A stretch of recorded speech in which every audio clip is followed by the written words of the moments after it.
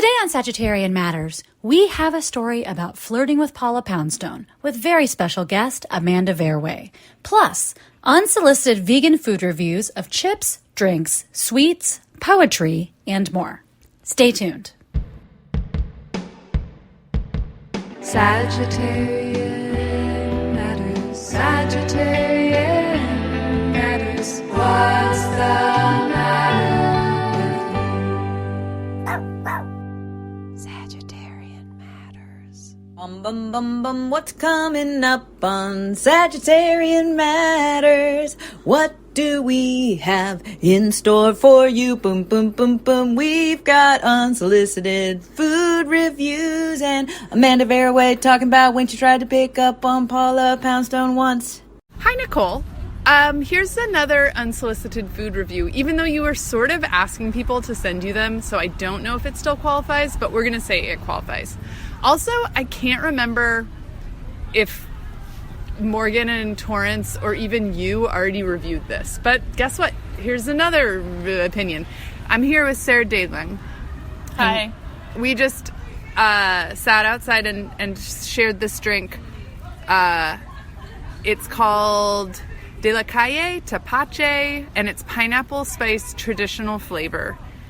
Sarah, do you want to talk about it? So, this is a fermented beverage of Mexico, according to the can, and it says it has live probiotics. And I would say after having half a can, I feel a little bit more alive. It's got a nice level of cinnamon and enough black pepper to give you a tiny bit of a tickle. And the pineapple is good, and it's not too syrupy. And I would strongly recommend it to anyone looking for a fun but nourishing beverage to enjoy with old friends. Yeah.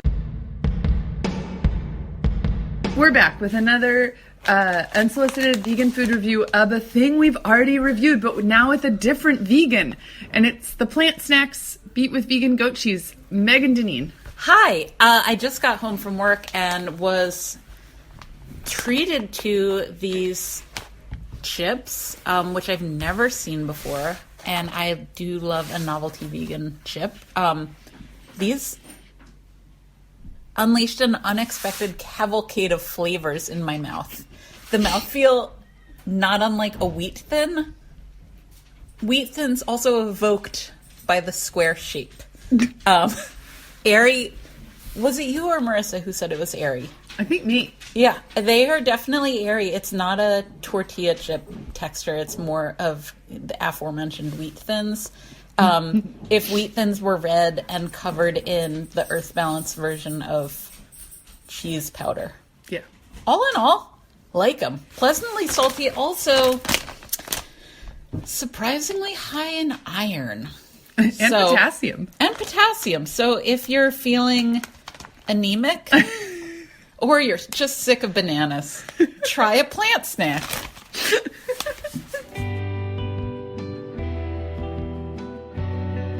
Hello from the Sagittarian Matters Social Distancing Studios on the coast of Florence, Oregon. Producer Chris, producer Ponyo, and myself all hope you had a happy new year, and we're looking forward to giving you tons of episodes in 2022. But first, thank you very much to this week's unsolicited vegan food reviewers, DAWN RIDDLE, Sarah DAEGLING, MEGHAN, DINEEN, and Marissa Paternoster. You'll hear one more review from them at the end of the show. Stay tuned. But first, Amanda Verwey joins us. Amanda Verwey is an illustrator, a writer, and artist from Los Angeles, California. Amanda is the mastermind behind the Instagram account Chihuahua Digest, and she joins us today to talk about the time she tried to pick up Paula Poundstone when she was in her 20s. Please enjoy my short talk with friend to the show, Amanda Verwey. I wanted to talk to you about Paula Poundstone. Okay. Yeah. I want to talk to you about comedians Uh-huh. and Paula Poundstone. Mm-hmm. Mm-hmm. How long have you liked Paula Poundstone? Well,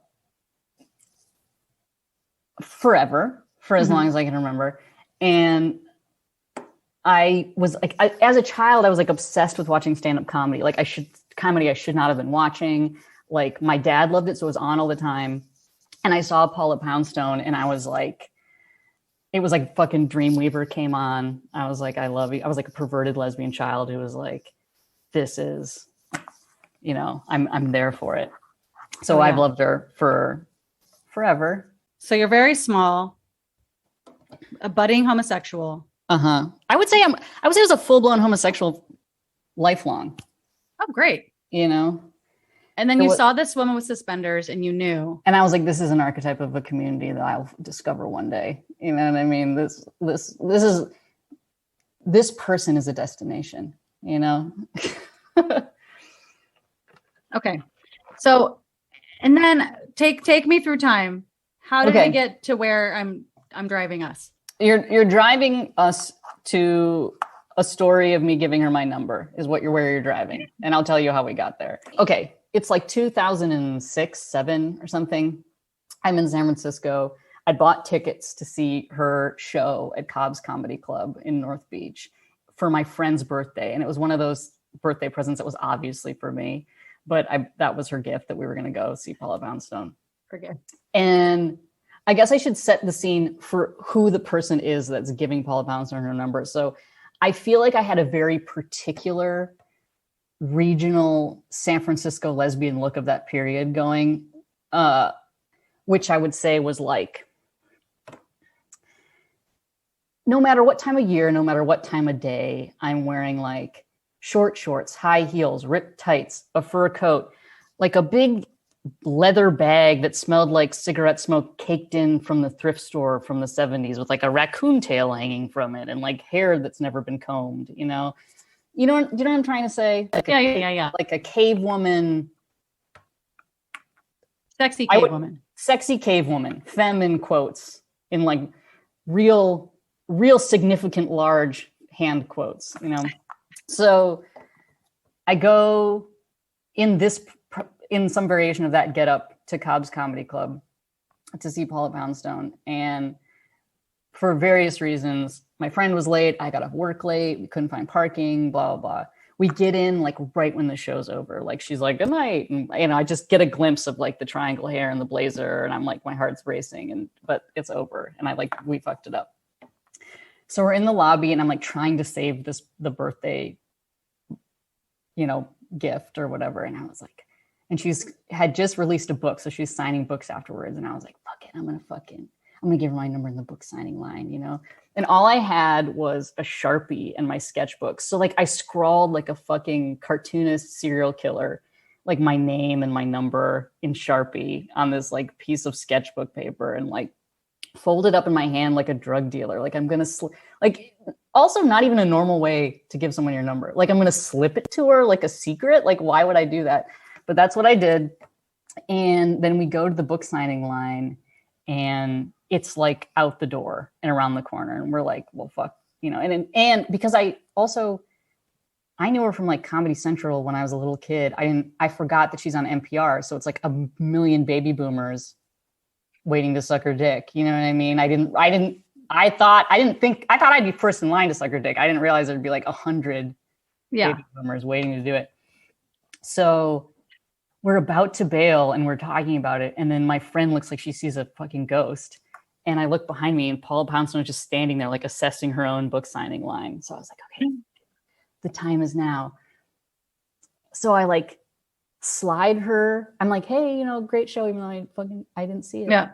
And I slide her the number and I can see the recognition on her face when she feels the paper. You know what I mean? And I had not planned beyond that moment. So she gets the paper and she like starts to open it. And I was just like, okay, anyways, bye. And like, oh God, bolted out the door. And like, we go to a bar, me and my friend, and we're just like,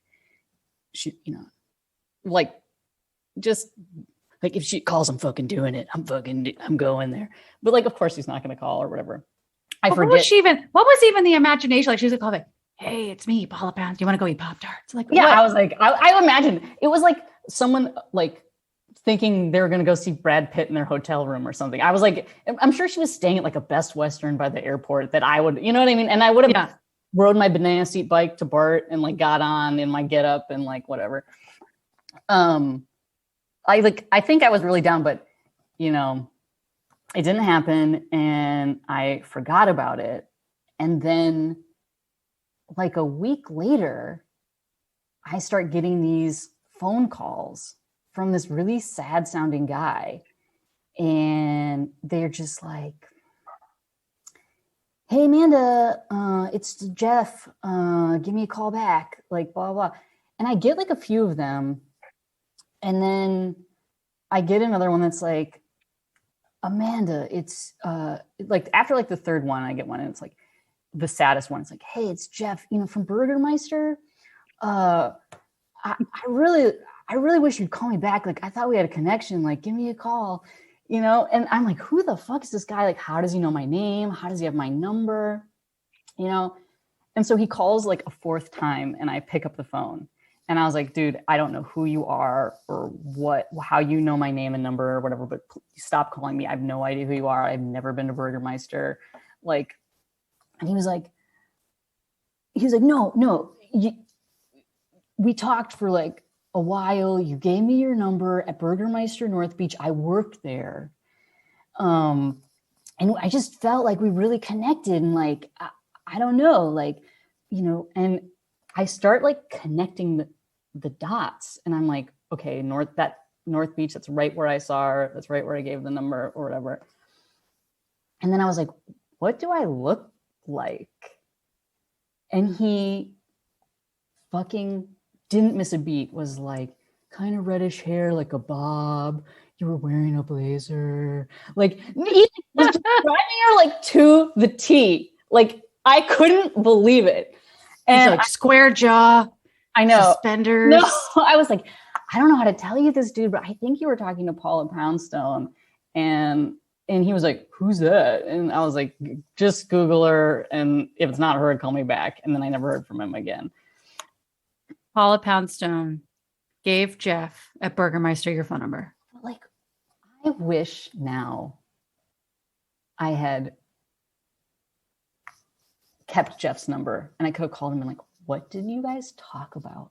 What did you say to you? Because I was so weirded out at the time. I was like, oh my God, like, but like, what an amazing asshole, but what an asshole to Jeff. Jeff sounded like he was on the verge, you know? He needed that. Yeah. He needed that phone number. He was jonesing for Paula Poundstone. There was like confusion on so many levels with Jeff. Like, I don't know what was happening in Jeff's life. Like I wish Jeff could be in this Brady Bunch Zoom square so we could talk to him about like what that experience was. He's like really the missing piece. Oh my God. I wish this was a serial style podcast where I just went back in your phone records to whenever you had like a candy bar phone or a flip phone or whatever you had then. And it was like a Nokia with painter's tape all over it, you know. And just go back to the records. I just call everyone, every incoming call. I call Jeff. We get him. I say, Jeff, it's me, Amanda. I reconsidered. I know. I'm ready to talk. So if Jeff is listening or if Paula Poundstone is listening and could fill in the pieces, you know, I really feel like this is the mystery of my life. You know, this is my Who Killed Olivia's Mom.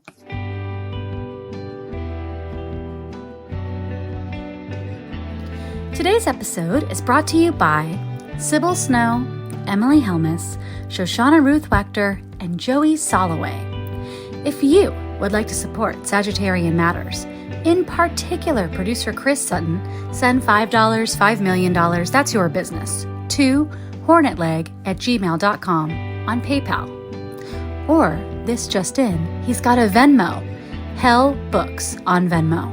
That's HE double hockey sticks books. Thank you for your support, and we look forward to saying your name on the podcast.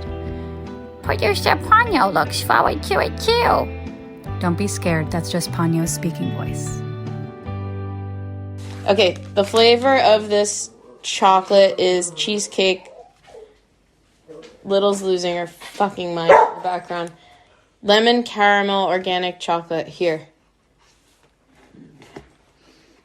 The aroma is strongly lemon. mostly lemon. Really smooth texture. It's incredibly smooth, like butter. It's like eating a pat of butter that tastes like lemon. Yeah. That's my review. It really melts in the mouth. Yeah, I don't ever want to eat it again, though. Do you? It's lemony and caramelly, but not definitively so. Yeah. Which is kind of weird. It's more like a whisper. I feel Like, good. lemon. No, I feel like the lemon is screaming at me. Really? Yeah, which makes me feel good because then I think I don't have COVID. Because the lemon's like, wow, here I am. I mean, I like it and I would eat it again, but I wouldn't go out of my way to eat it. Okay, so you don't have to go out of your way because it's in our kitchen now. Okay, now for a palate cleanser. Potato and my favorite ingredient, sorghum, turmeric, turmeric or crisps with black pepper. I want to take a minute for our dear listeners to say that they're called turmeric crisps. That really tests the limit of my lisp. Crisps. It's a lot of S's at once. You got to really pose your mouth. But it is crisp, but it is in a tube like a Pringle, and they're in theory shaped like Pringles. They are shaped like Pringles. I'm gonna do a better review. I already ate it. First. I'm sorry. Okay, it's a little peppery. I don't smell turmeric. I give it a 0 out of 10. This does an egregious injustice to chips.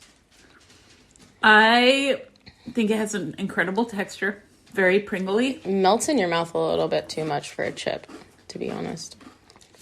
I mean, anything Pringle... Stop! Pringle format, I think, is an A+. Yeah, because you can pretend you're a duck. You can. This is going to expose a bias. I don't like things that have black pepper flavor. Yeah.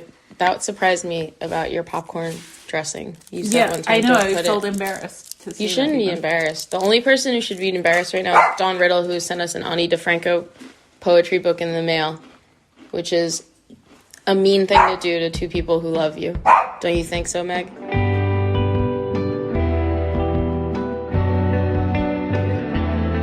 Sagittarian Matters is produced by Chris Sutton, with assistance by Panyo Georges. Our theme music is composed by Carolyn Pennypacker Riggs of the band Bouquet. Thank you for listening, and I'll see you next time.